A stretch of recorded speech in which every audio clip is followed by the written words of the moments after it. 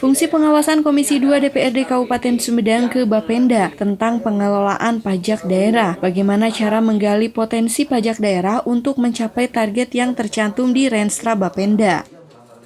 Kepala Bapenda Dedi Ramdan mengatakan pemerintah daerah mengelola pajak daerah sesuai undang-undang. Terdapat 11 jenis sektor pajak. Adapun yang menjadi target pajak kisaran di 124 miliar dan dalam waktu 2 tahun meningkat 100% menjadi 273 miliar. Namun demikian, Kepala Bapenda menegaskan masih banyak potensi yang harus digali. Saya katakan tadi bahwa alhamdulillah mulai periode sekarang itu DPRD juga memperhatikan soal pendapatan.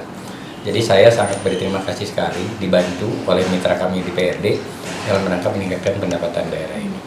Bagaimana tadi saya sampaikan juga bahwa memang sekarang era digitalisasi, jadi semua perpajakan sekarang sudah kita menggunakan era digitalisasi dengan sistem online. Malah semua masyarakat juga sebagai wajib pajak itu bisa melihat langsung di rumah mereka dengan menggunakan HP Android, bisa melihat nanti berapa kewajiban perpajakan yang harus dibayar oleh. Sebagaimana tadi disampaikan juga terkait dengan sistem ini kan belum sempurna karena sistem perpajakan yang di kita yang dengan sistem digitalisasi ini kan baru diterapkan 2019 juga di pertengahan kalau tidak salah, dan kita maksimalkan sekarang di tahun 2020. Jadi mungkin nanti ada beberapa perbaikan untuk sistem pengendalian melalui online juga, supaya nanti tidak ada lagi para wajib pajak yang sudah kita pasang alat perekam ini dia tidak menggunakan. Asep Sumaryana dari Komisi 2 mengatakan di anggaran yang dibahas tidak hanya belanja saja, tapi bagaimana meningkatkan progres pendapatan agar lebih diperhatikan. Dalam agenda untuk mengundang Bupati agar bersama-sama dapat meningkatkan sektor pendapatan pemerintah daerah, Bapenda tidak hanya menjadi cost center tetapi harus menjadi profit center dan bisa menambah potensi pajak daerah. Ya, secara keseluruhan Kabupaten Sumedang ini saya kira dari sisi pendapatan asli daerah tidak berbeda dengan kabupaten-kabupaten lainnya, baik besaran maupun kualitas. Bahkan dari beberapa poin 11 sektor pajak itu kita unggul dibandingkan yang lain. Nah, kita menuju perpajakan modern, tapi intinya Pak Bupati kita itu sekarang harus mulai, termasuk DPRD, harus mulai memperhatikan sisi pendapatan. Kalau dulu rapat-rapat itu banyak berminggu-minggu, berbulan-bulan itu, 1 bulan itu ngurus belanja aja.